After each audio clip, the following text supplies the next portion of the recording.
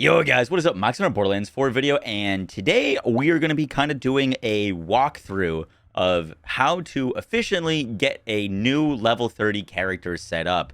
Now, I've put out some videos for how to fast level from level 30 to 50. That's not really what we're going to be talking about.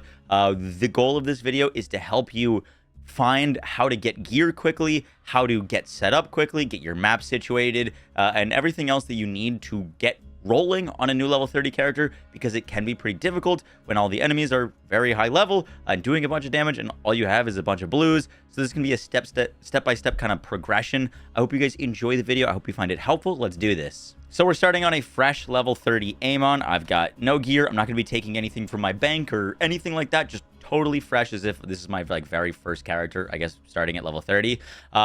Also, we're doing this all live on stream. If you ever want to catch a stream, twitch.tv/Moxie, come chat some Borderlands 4, hang out, watch some gameplay. We're going to be doing Amon. However, one of the most important things to get situated for a fresh level 30 is having a good skill tree.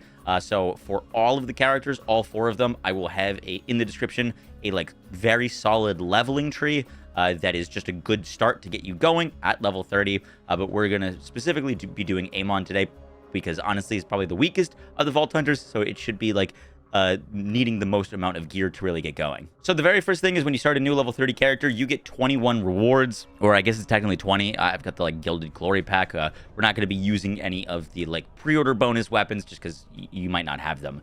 But one thing to note is you get this chest every level 30 character that you start. So let's say I wanted to play a Jacob's Vex, or I wanted to play with a Malawan SMG Harlow. Just to get started, you could technically make a level 30 character. If you don't get good rewards, you can delete that character and then just open the chest again until you get something that you're looking for. Some general things to keep an eye out for.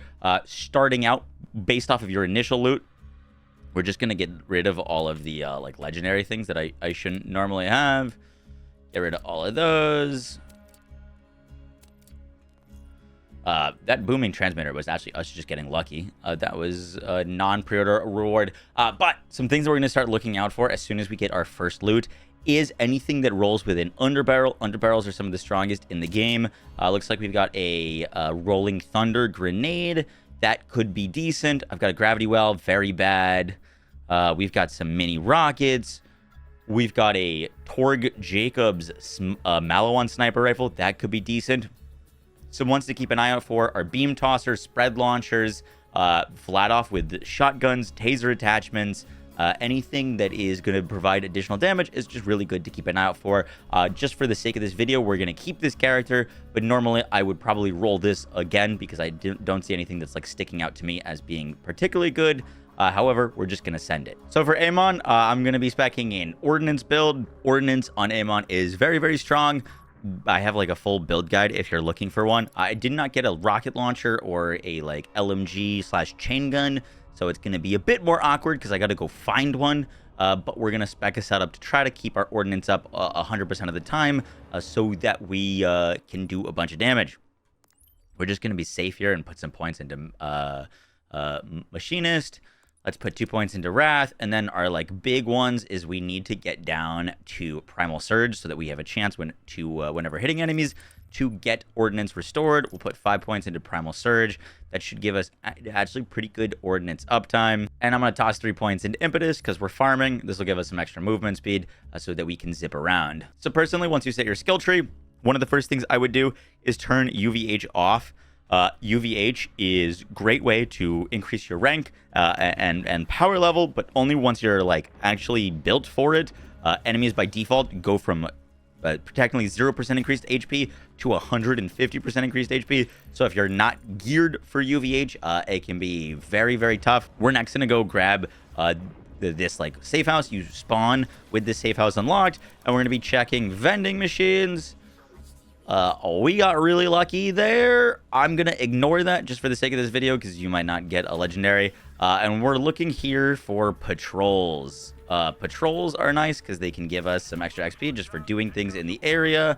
I'm also going to real quick save quit just so we can try to find a bounty. All right, we got our first bounty. Now, the reason we're going to be grabbing bounties is 1, they give loot. 2, they give XP. And 3, we can get money from them. And actually, one of our very first starting goals when we're playing a new character is going to be making some money, which I will show you exactly why very soon. But I'd recommend going and grabbing some bounties.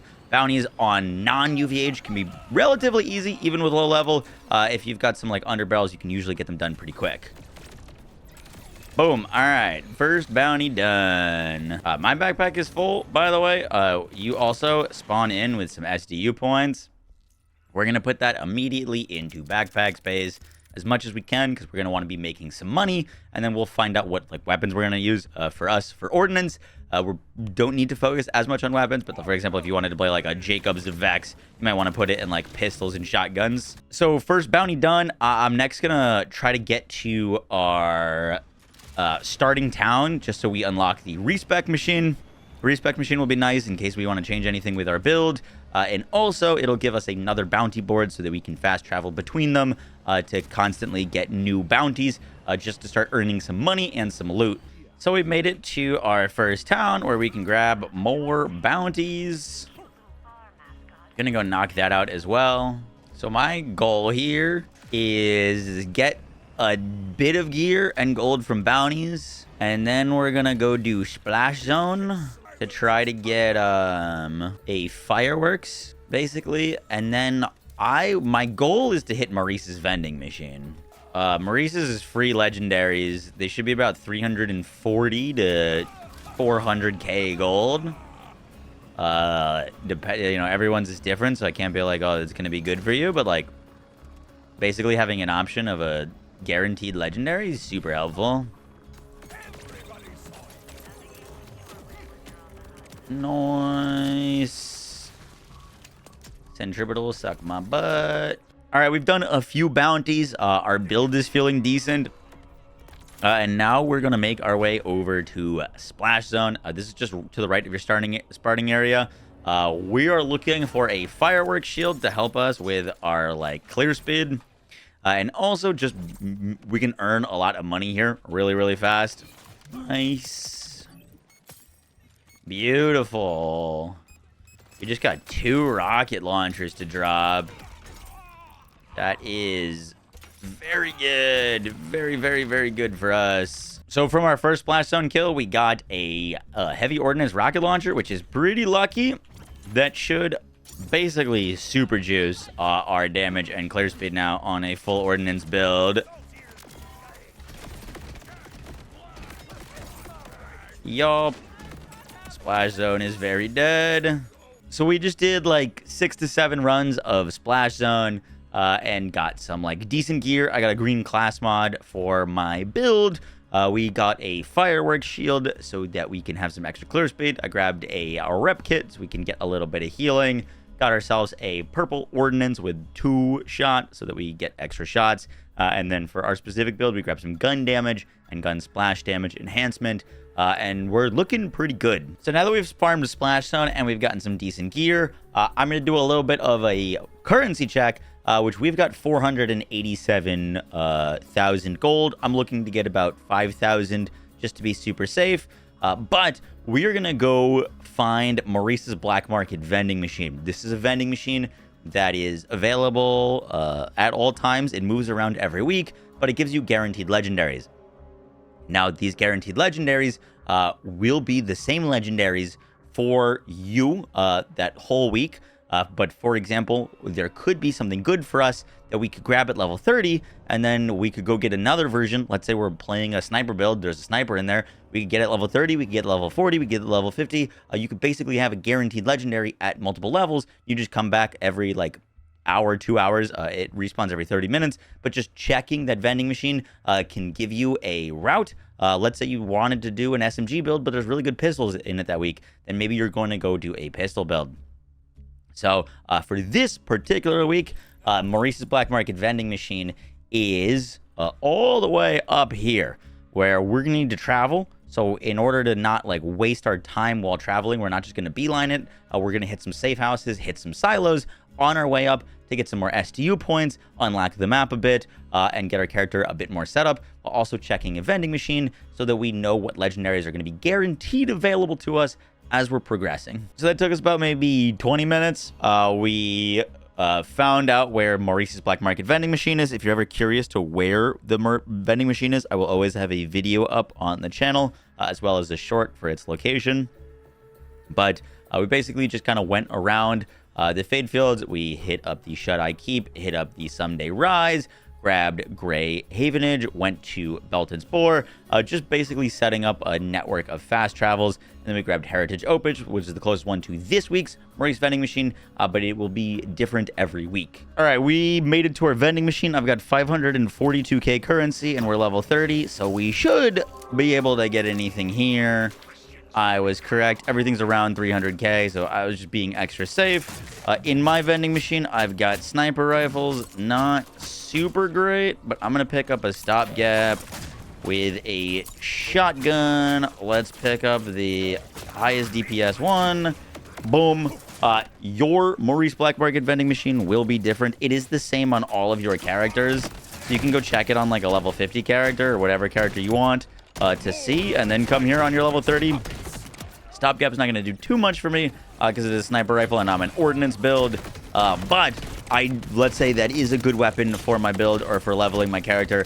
I could basically come here every like 10 levels and get a brand new one and use that as a way to level so I don't have to constantly be farming new gear. So now that we've done some bounties to get some gold, we've got some legendaries, we've got some gear, we've got a stopgap shield, and we've got some like map progression. I'm gonna go up into Carcadia Burn to get a safe house here to start doing our very first Vile bounties. So we made it to the makeshift chalet. This is just north of the left side of the Fadefield area. I'm feeling pretty good about our gear. I'm still level 30. We haven't like farmed XP yet or done any grinding. We've basically just gotten ourselves set up enough to start doing these Vile bounties, which we're gonna farm from this safe house.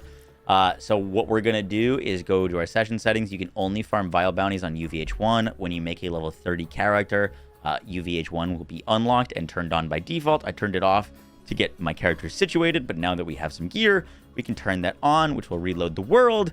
And now we've got a bunch of safe houses that we can travel around to, as well as this safe house, to start doing Vile bounties. Vile bounties are ridiculous amounts of XP. They will level up you very fast, and they also drop tons of legendaries. And so they're just very, very good all around. We didn't get any vials on our first spawn in, but we're gonna quickly save quit to see if we can get one. So we got our very first bounty, not a vial one, but it is a bounty. They're gonna be pretty high level, which is more than fine, because once again, we spent the time to get our character decently geared, and we'll be getting a bunch more XP. There is our very first level. So we just did a bounty, and then we can, for example, just travel around and go hit up a bunch of different safe houses and constantly be grabbing new bounties, or you can just save quit. But mainly we're looking for Vile bounties. Normal bounties are still very good XP. They're only like a little bit less than Vile bounties, so they're not worth like constantly save quitting and only doing Vials. You'll level up faster if you're doing a mix of both.